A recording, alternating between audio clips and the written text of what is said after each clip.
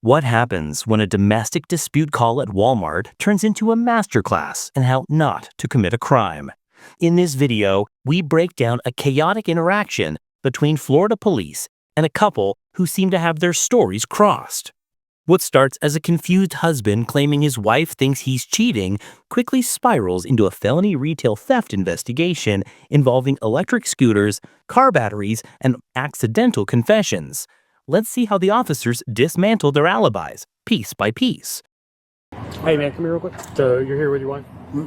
Is your side chick here as well? No, she thinks that that's what's going on. Okay. That's ultimately what the issue is. Kind of. It wasn't really, I mean, it's just happened before. Yeah, okay. I don't know why I got called, but one lady that seen us kind of bickering, she did look really concerned. I knew it was going to happen. What if I'm getting personal with you? I'm just trying to figure out why people are calling, we for the just concern. went through a big thing. We had somebody in the car that was a friend. I got arrested for possession of fentanyl. I took a damn charge for my wife who's driving my truck, for her not to go to jail.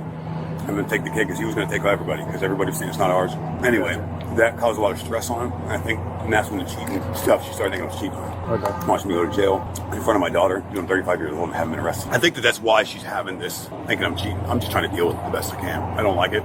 We've been together 8 years. But I would never have cheated. But if she came here with you, why would she think that there's another female in the store that you're with? That sounds pretty crazy, huh? A little crazy. How long y'all been married? I mean, 5 years, been together 8. This is just between girls. There's no me doing odd things like tucking off around the building at Walmart, calling people. But I'm not doing anything like that. For her to think that she said I'm cheating, right? But that's what is made up in her head. And she really believes it.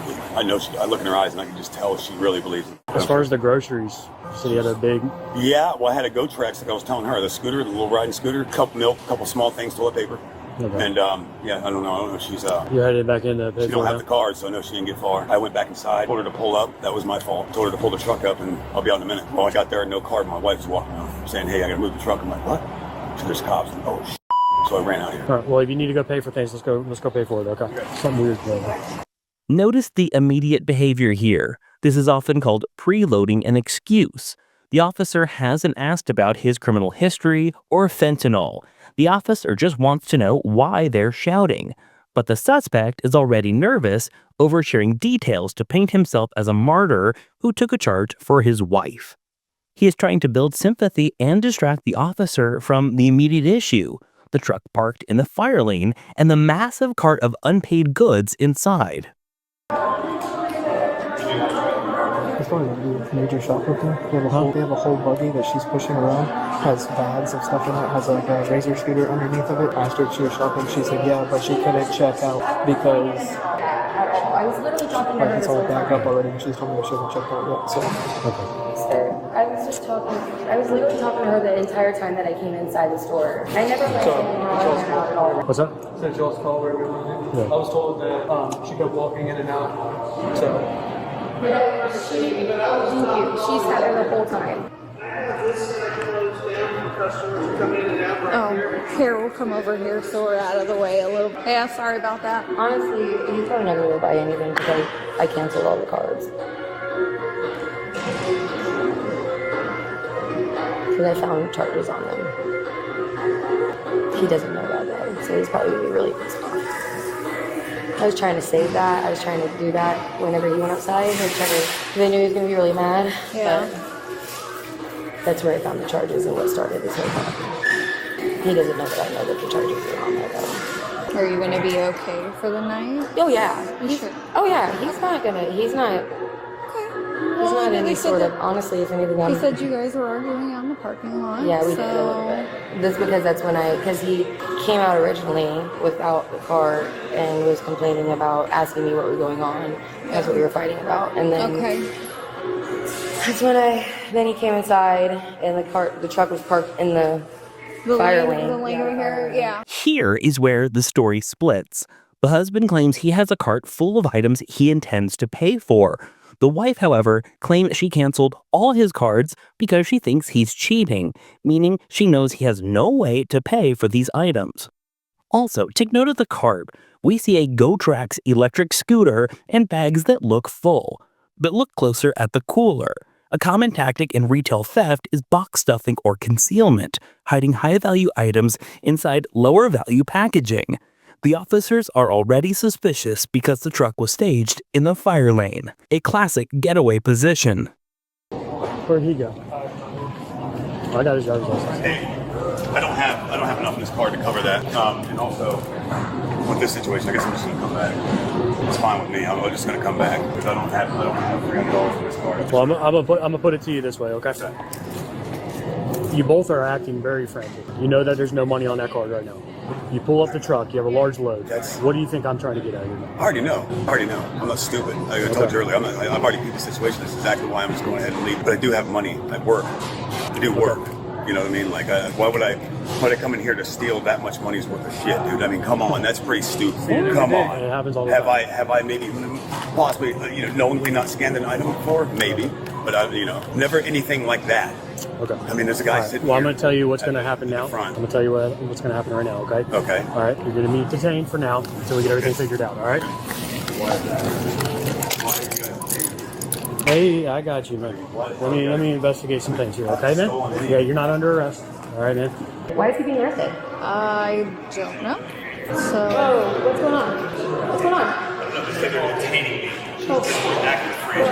This is the pivot point of the entire investigation.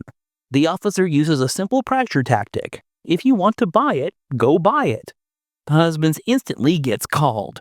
He can't pay. He knows it, and the officer knows it. Watch how his demeanor shifts from the concerned husband to fleeing suspect. He tries to abandon the cart and leave the premises entirely. In law enforcement, the totality of circumstances, the fire lane parking, the lack of funds, and the attempt to flee create the probable cause needed for the tension. We're just going to detain you so we can kind of figure out what's going on, okay? So, What's up with all the erratic behavior? because I've been thinking that he was cheating on me for quite a while, and tonight I found some charges, I found a receipt, and I was pretty sure he was leaving the girl here. The cheating thing is obviously something you guys are going to have to worry about. Yeah. Unfortunately, that is not a criminal aspect, right? Exactly. Okay, so that's not the reason why you are in cuffs. Okay, so why am I handcuffs? What I am looking at is because your guys' erratic behavior, the truck being pulled up right here, ready to go, the large amount of items that are expensive on the cart, and some items concealed inside of a cooler. You see, I wasn't even in the store with him. Here's the thing: you came with him, you could be an accomplice in this. Okay? Accomplice in what? Of stealing. Well, why would he steal it? He literally walked in. He was at the self-checkout. He told you to go purchase the items, right? Well, I didn't have the card. You didn't have the card. That's when I came in and tell him. Well, when I told him that the cops were out here to go move the truck, he walked out there immediately. He walked right away. Not one person asked me to leave. I sat there and talked to that lady right there the whole time and let her kind of know what was going on. And the reason I was like standing there like that, not one person told me to leave. What I don't understand is you guys come together to go shopping, but you stay in your truck and then you abandon the truck to keep an eye on him. And then he comes out, not knowing where you are, pulls the truck up, but then tells you to go pay. No, but you don't have a he car. He never told me to go pay. I walked in to tell him the truck was in the fire lane to move it because y'all were out there. He told me that he told you to go pay. Well, when I told him, he told me pay, but he didn't. He walked off with everything. But you don't have a car to pay for, right? No, but I could have had if I had my phone, I would have been able to pay, but he didn't know that. He wasn't usually he wasn't going to pay for it. He doesn't I know that. But here's the thing: is usually when I buy groceries, right, and I'm ready to go, then we get to that step of. Well, okay, I was yelling at him. Up, I wanted to go. That's what I was literally yelling at him. Let's go. I want to go home. I'm pissed. But. So you know nothing of any of the items being concealed on the cart? You had nothing to do with any of those items at all? I don't think he was stealing. He doesn't know the cars are showing. Does he have a history of stealing? No. What about this Academy Sports when he got arrested from Academy Sports? No, he got arrested at Academy Sports. He said he got arrested at Academy Sports. He got arrested? At Academy Sports? Academy Sports. What? You known him for 8 years? I've done it. Yes. He's never got arrested at Academy Sport. He did not get arrested. Wouldn't y'all be able to see that? Yeah, I'm like, what are you talking about? Oh, he didn't get arrested. We were walking. So, okay, when you buy new shoes, okay, and when you buy new shoes and you're wearing the shoes that aren't the best shoes in the world and put your old shoes in the new box and walk up with the box. Were they already paid for? No. My daughter does that even. Like when I buy my daughter new shoes. How old is your daughter? 5? But yes. A 5-year-old has no intentions of stealing. Right, but I've done that my entire life. I got you. So in basically, they had asked us about the shoes, and I said, yes, here are the boxes right here. There was no charges filed? No, never even talked to the police. Because when he said this is the second time. Maybe that's why he was saying that, because it's his second time. I tell him all the time, he looks, that's why I think he's cheating, because he looks shady all the time. He looks like a shady asshole. You both look shady. You both are guilty in this right now, okay? No. That's the reason why you're in cuffs as well. I told you, your guys' erratic behavior is very suspicious right now, okay? I am full-blown bipolar, so. I got you. All right.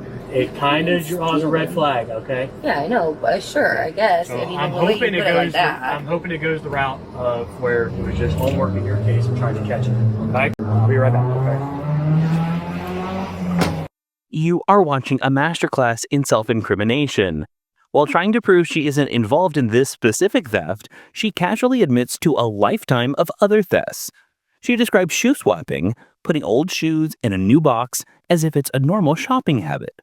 She is trying to use the bipolar and cheating narrative to distance herself from her husband's actions, but by admitting she condones or participates in other forms of theft, she is destroying her own credibility with the officers. Oh, thank God. What's up, man? Did you have the heat on in here, bro? No, it's not on. God. There's just no AC. I vents. dropped my hat. That's the only reason why my hands are down there. You good, man? Here. You good, man? Dude, it was hot, man. I got a half a lung over here, bro, that I'm dealing with. So I breathe a lot more than any, regular people. So I got you. All right, can you just explain the events tonight of what happened? should have tried to fix it. Did she ever drive your truck? I mean, no. I mean, when I told her to pull it up to the front, I pulled it up to the front. You pulled it up. She didn't pull it up. Thank you. Yeah. So I mean, other than that, I mean, we came in here, started loading stuff up, and I started shopping by myself first. And she came in around the end, but I mean, she was on the phone most of the time outside. I came outside. So who pulled up the truck? And I pulled the truck up. You pulled the truck up? Yeah, why? What I'm trying to figure out here is who was the shopper here. Where was she at during this entire ordeal of you guys coming to shop? On the phone? Yeah. Both of yours behavior is very erratic. Well, and the circumstances are coming behind this right now. Well, it's probably, that's what I'm looking at, obviously. That's why you're in cuffs. Because it looks bad. Yeah. It looks bad. No, it looks bad. Okay. Do you have any history of shoplifting or any kind of theft? Absolutely not. Never stolen your life? Never got charged for a theft or anything? When I was like 18, wrong place, wrong time. But in Manatee County, I got arrested for basically, I got sold a necklace, and when I pawned the damn thing, boom, I got hit. So then I got arrested. I went to jail, but it was like one of those things like, I got arrested first time as an adult. Moved on with my life. They withheld adjudication. So as far as if you guys, I don't know if you guys see it or not. I don't think you do. I haven't looked at it. I don't know, but I got I'm going off of what you guys are telling me right now. I'm not basing it off your history. I got you. But I'm just saying. But I also have a security clearance at the Space Center. So I don't know. But I told them about it too. And when I got in trouble then, and then 35 when I got arrested for the fentanyl. Okay. Other than that, no, I have no. You're not a user or anything like that right now? I have 10 years ago. Fentanyl? No, I don't think it was around 10 years ago. I'm not really a thief, dude. Okay. You know, you had full intentions of paying for that? I had full intentions to pay for everything. Okay. Was there anything concealed in like a cooler or anything like that on there? I did put a battery in the cooler, yeah. Okay. But I was just making room for the card. That's why I knew that I knew it looked bad. When I got to the front, I kind of felt weird anyway, because some lady, she stopped me, and I guess she wanted me to check my items out with her, and I was like, oh, well, no, I gotta get my wallet. I'll be right back. And then I went to the register, told the lady, hey, we watched this card, I'll be right back. I'm gonna get my wallet. And then everything was this before or after your wife told you law enforcement was here? This was before. Well, what I'm trying to figure out is why she freaked out so bad about just the truck in the fire lane. So many people pull up their trucks in the fire lane to load up, you know? I don't know, but it's got to be like that's part of the erratic behavior, you know, something not usual. Yeah. And there not being any, I'm not cheating, right? I have no problem telling you that. And I think that's got her and that's something, messed up. It's obviously something you guys as a couple are going to have to figure out. Unfortunately, I can't help with that. I can only give advice from my experience. But I think that's because when I seen her eyes, I knew that there was like, me, I'm calm. She did worry me. I was a little worried at first because I just went to jail for some shit that I didn't do. One of the final questions here. How are you going to pay for all those goods? With my credit card. With your credit card? Yes, my credit card. Does she have access to your credit card? She should, yeah. Okay. Normally has, yeah. I've said Do you believe that your credit card is functional and ready to go? Yes, it's just not for that much money, no. You just went back in there. You said you don't have enough money for it. I went there because I found out that I didn't have my debit card. When I looked at my wallet, I didn't have Where do you live? I live in Ticeville. Why are you coming up here? This is the only one that had that scooter. This is the only one that has a scooter? Only one that has a scooter. The one in Ticeville didn't have it. Can do like a Walmart delivery? Fuck that, dude. I want to ride that thing. I do delivery all the time with Walmart, man. Really?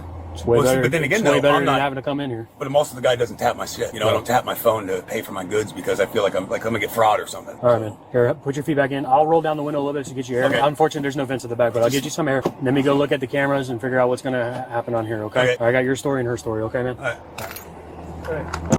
And there it is, the admission of concealment. He admits to putting a car battery inside a cooler to make room. In many jurisdictions, concealment of merchandise is enough to prove retail theft, even if you haven't left the store yet.